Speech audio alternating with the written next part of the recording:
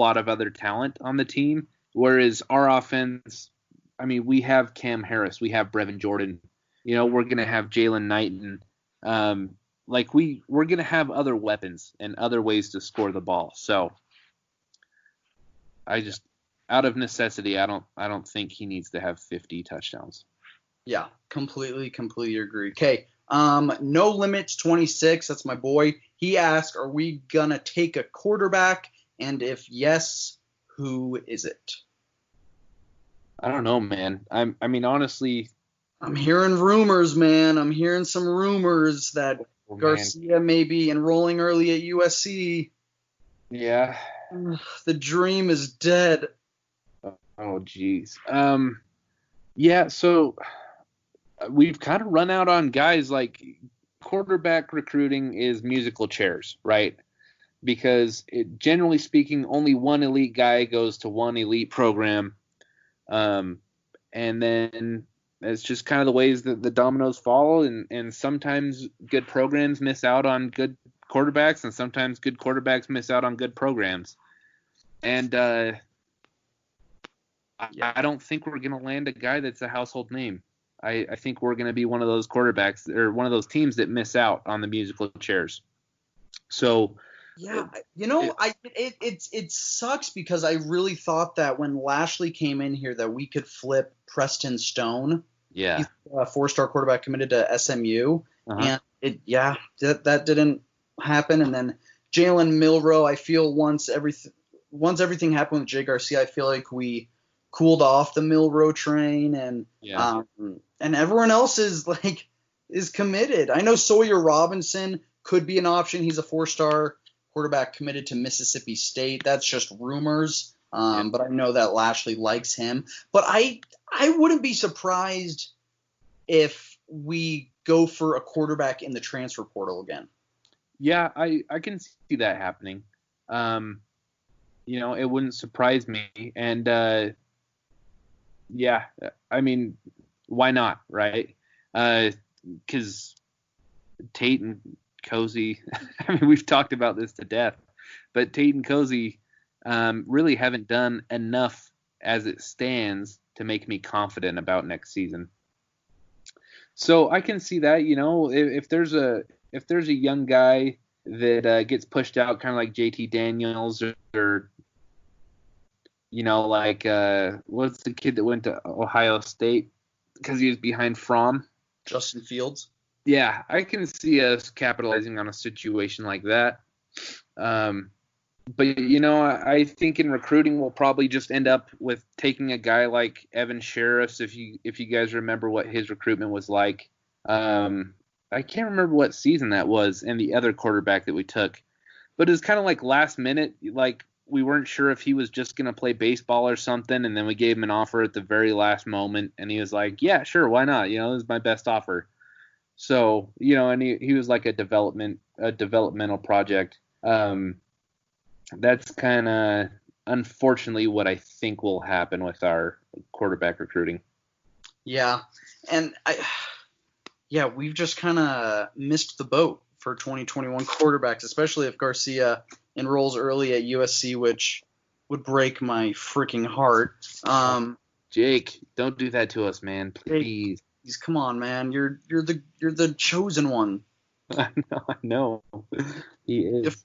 You have to bring balance back to the Force. This has been prophesized. Like this is destiny. I know. He's the successor to Tyler Van Dyke. Yeah. He's great. Kyle Hyde asked. So we answered a few of these questions. One of them says, how many more cornerbacks do we take in this class? 1 or 2? I don't know. I've heard some stuff that if we take Corey Collier, it might be at corner. So I don't know. I mean, I'm interested to see how the Corey Collier recruitment goes. But have you heard that same thing? Because I know we're going to try to get. Collier has played corner at Palmetto. So yeah. I can see that happening. But Jason Marshall, in my opinion, I'm 50-50 on him.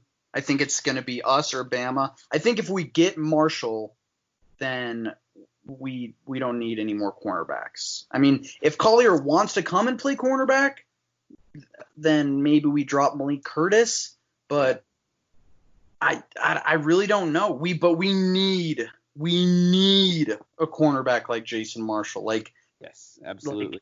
I'm so high on that kid, and like I've been blowing up the timeline with my article with whenever there's a big recruit, I always publish an article saying how we need to land this guy, and Marshall is one of those players. Like, he is that superstar at cornerback that Rump hasn't had and we haven't had since.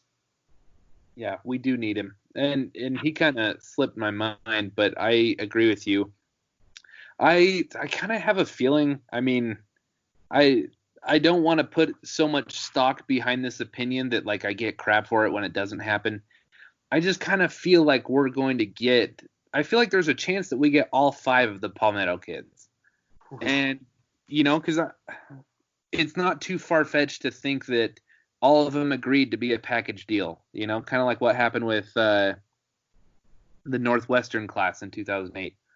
And that they're all just like, well, let's just go play together and, that kind of thing. And I could see Collier committing as a corner just because our safeties are so loaded. I mean, dude, people have forgotten that we just landed Avante Williams, and I mean, maybe people haven't forgotten, but you get excited about the future of Cam Kinchins and James Williams.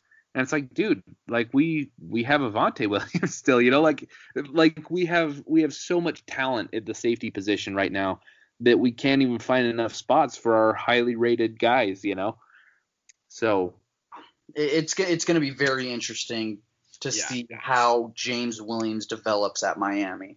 Because like he's going to gain more weight. The dude I watched film on him today and he's just such a freak of nature. It's ridiculous. But he's one of those guys. He's one of those guys where you don't even care what position he's playing.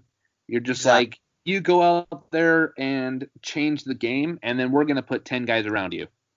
You know, like it doesn't matter. He could play striker, he could play linebacker, he'll probably even get big enough to play defensive end, honestly, if he wanted to.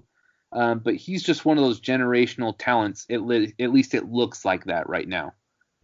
Yeah, and I have an article coming out tomorrow that Kinchins and James Williams, like, that's going to be the next great safety duo at Miami. And I didn't forget about Avante Williams, but I think people are appreciating Cam Kinchins. Like, that dude, it's been reported that he had 11 interceptions last year, 9 interceptions, but that dude is like the biggest ball hawk in South Florida. Yeah. He is going to be like Ed Reed back there, and James Williams is going to be like Sean Taylor. Like, it really is going to be that dynamic. But, okay, the next question is, if we lose Savion Collins, do we take another defensive tackle recruit? I don't know. I don't know. What do you think? Well, I don't think that we lose Collins. I think that Collins is a little misunderstood. I really do think that he sticks with Miami, especially if Taylor comes, like, they're teammates at Palmetto. And if I could see us maybe dropping Alan Hay out of Chaminade, but I feel like we have like 17 defensive tackles.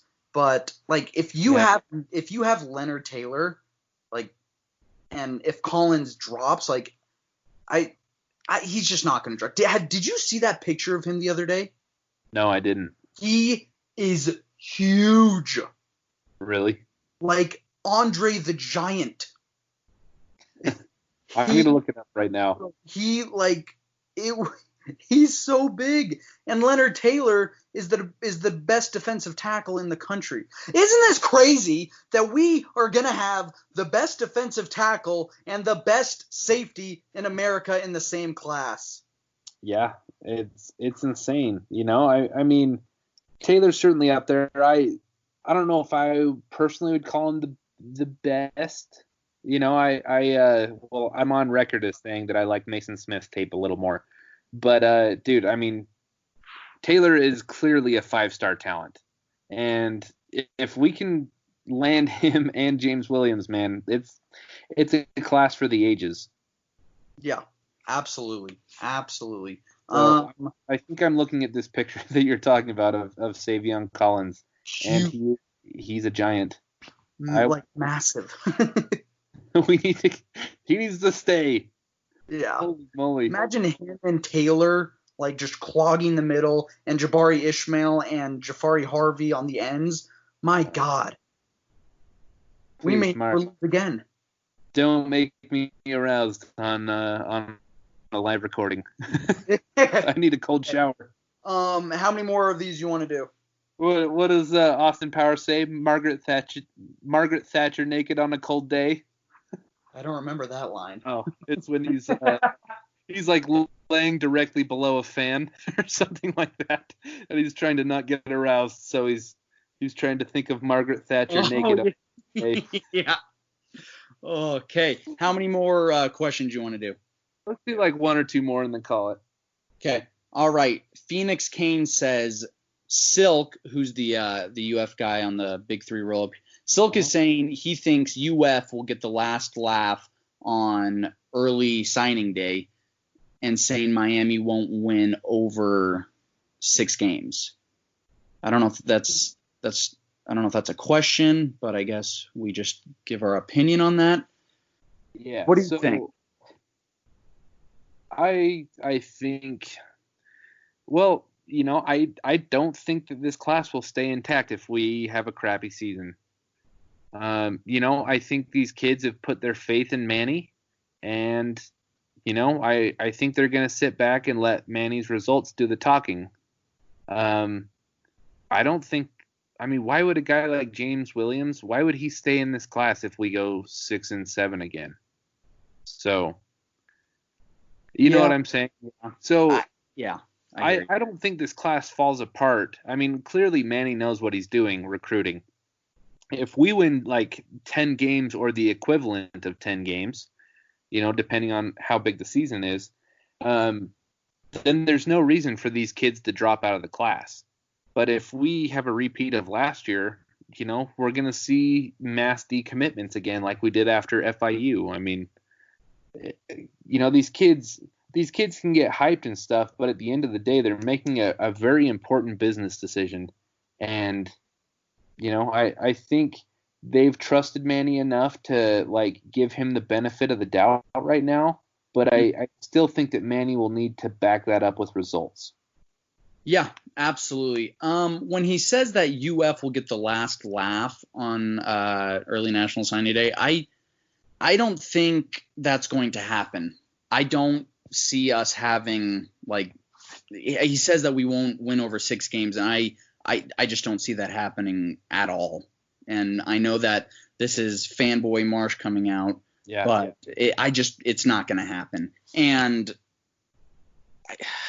this class, there's something special about them, man. And maybe like if something catastrophic happens, like the FIU loss last year, then I can see guys like James Williams and maybe Leonard Taylor, changing up their recruiting. But if we win 8, 9, 10 games, I think we have a higher recruit. I think we finish 2021 with a higher recruiting class than the Gators.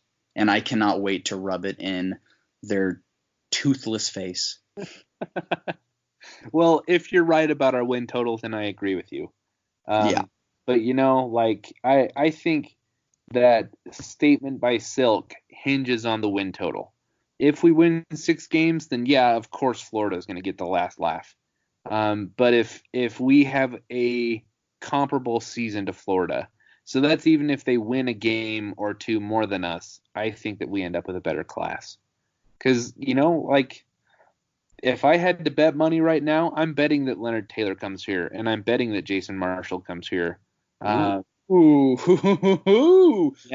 Breaking news.